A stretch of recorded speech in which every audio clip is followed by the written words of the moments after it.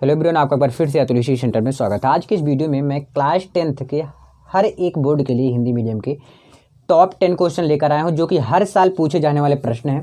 तो प्लीज़ इसको स्किप बिल्कुल भी मत करिएगा, क्योंकि ये क्वेश्चन अगर आप तैयार कर लेते हैं तो आप अच्छा फोड़ कर आएंगे, ये बात याद रखना।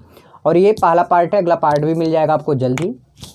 तो क्लास 10th टॉप 10 क्वेश्चन हर साल पूछे जाने वाले प्रश्न है, तो प्लीज़ बिल्कुल भी स्किप मत करिएगा, ठीक है। 10 क्वेश्चन आपको 1 बाय 1 तो देखने को मिलेगा ही मिलेगा। और इसके साथ मैं बता दूं, यहीं पर मैं रुकने वाला नहीं, इसके बाद भी बताऊंगा। और हाँ, मैं सिर्फ क्यों क्वेश्चन दे रहा हूँ, ये बहुत लोग का डिमांड था। मैं बता दूं कि सारे जितने भी क्वेश्चन हैं सबके आंसर मैं बता चुका हूँ। इसमें आपका भी टाइम वेस्ट होगा और हमारा भी होगा। क्लियर बात ना। जितने भी यूट्यूब चैनल वाले और अदर हैं, तो कई लोग ऐसे कर रहे हैं कि क्वेश्चन के साथ आंसर बता रहे हैं। ये भी अच्छी बात है, बहुत अच्छी बात। जिसको नहीं आता, जिसको कई लोग को आता रहता है कुछ क्वेश्चन, तो उसमें क्या करते हो, भगा देते हैं आगे पीछे, और उनका कहीं ना कहीं का क्वेश्चन फिर भी छूट जाता है।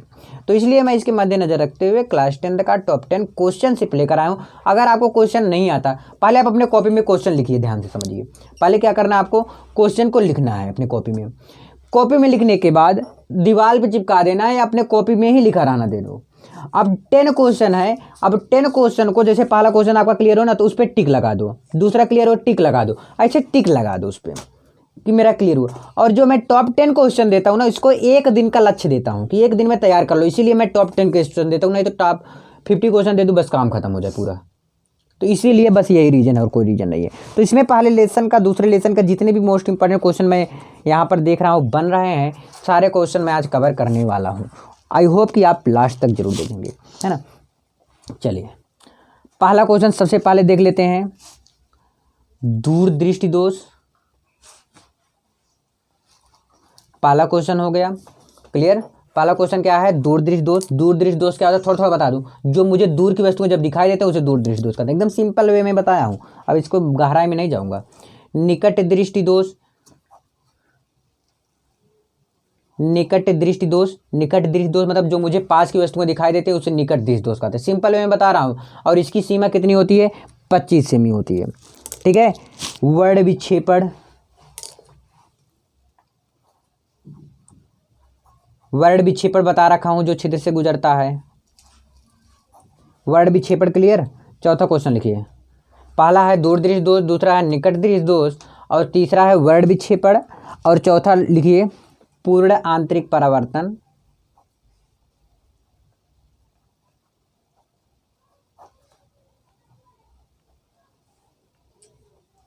पूर्ण आंतरिक परावर्तन कौन सा क्वेश्चन है, क्वेश्चन नंबर चौथा है, पूर्ण आंतरिक परावर्तन, चौथा क्वेश्चन। और पांचवा क्वेश्चन लिखिए, रेगिस्तान में मरीचिका। कई बोर्ड में नहीं है, बता दे रहा हूं मैं, में मरीचिका, रेगिस्तान में मरीचिका, ठीक है। पांचवा क्वेश्चन है। छठा क्वेश्चन लिखिए, लेंस की क्षमता। लेंस की क्षमता यूपी बोर्ड में नहीं है और शायद किसी बोर्ड में नहीं है, लेकिन इसका फॉर्मूला आता है। फॉर्मूला से क्या आते हैं, न्यूमेरिकल, P = 100/F। इसको जरूर याद कर लेना, ठीक है भैया, क्योंकि एग्जाम की दृष्टि से बहुत ज़्यादा ये इंपॉर्टेंट है, आ सकते हैं। अगला लिखो, प्रत्यावर्ती धारा डायनमो। ये भी किसी किसी बोर्ड से हट गया है। डायनमो आप सबको पता ही होगा यार क्या आता है। अगला है 8वां क्वेश्चन, तुरंत देख लीजिए।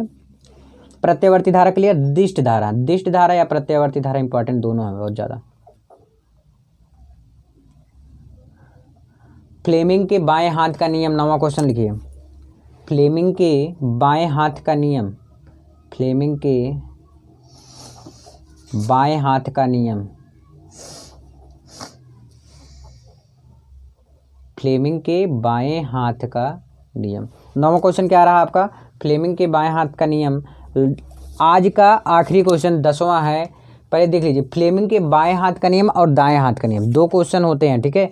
2 में से आपको दोनों तैयार करना है। बाएं हाथ का नियम मतलब फ्लेमिंग, कोई आपको अपने बाएं हाथ को करना है कि तीनों उंगलियां बराबर हो, वही होता है फ्लेमिंग के बाएं हाथ का नियम।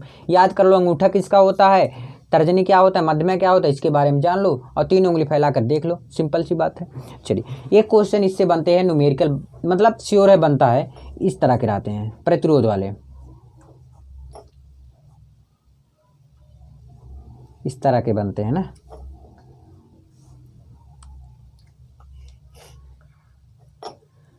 तो इसको अच्छे से बनाना, मैं तो ऐसे बना दे रहा हूँ। इस तरह के क्वेश्चन बन जाते हैं। यहाँ पर 4 दे दिए, यहाँ पर 3 2 3। तो ये कौन से क्रम में हुए? इस तो गोला नहीं रहता, बता रहा हूँ। ये तो तीनों समांतर क्रम में रहे। जो समांतर क्रम में रहे तो ये बैटरी की जगह प्लस माइनस की जगह कितना दिया है? 4 दिया। इस तरह के क्वेश्चन आपके एग्जाम में पूछने के चांसेस बनते हैं। ठीक है, तो आई होप बस इस वीडियो में इतना ही। मिलते हैं नेक्स्ट वीडियो में।